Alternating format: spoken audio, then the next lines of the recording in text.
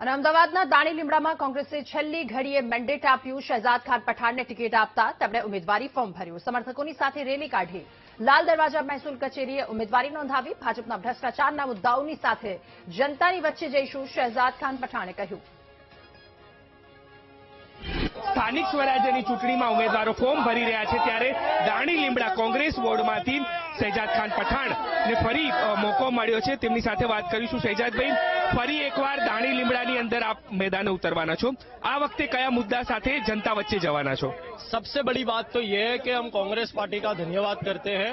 Congress party का लगातार दाड़ी लिमड़ा वार्ड एक ऐसा वार्ड है जहां आज तक भारतीय जनता पार्टी जीत नहीं पाई है, और हमें दाड़ी लिमड़ा वार्ड की जनता से ये प्यार और उनके प्रति और हमारे प्रति उनके लिए प्यार, मैं समझता हूं कि आने वाले समय के चुनाव में भी कांग्रेस पार्टी जंगी बहुमती से जीतने वाली है. सबसे बड़ा मुद्दा तो यही है कि पिछले 20 वर्षों से Bharatiya Janata party Ahmedabad municipal corporation में राज कर रही है. हिंदुस्तान की तीसरी सबसे बड़ी महानगर पालिका है, जिसका बजट 18,000 करोड़ से भी ज्यादा है, यानी कि एक राज्य से भी बड़ा है.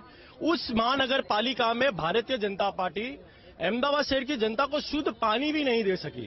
सड़कों का मामला हो, बरसाती पानी का मामला हो, भ्रष्टाचार का मामला हो, हर मुद्दे पर प्राथमिक सुविधा के नाम पर अहमदाबाद शहर की जनता को परेशान किया गया है.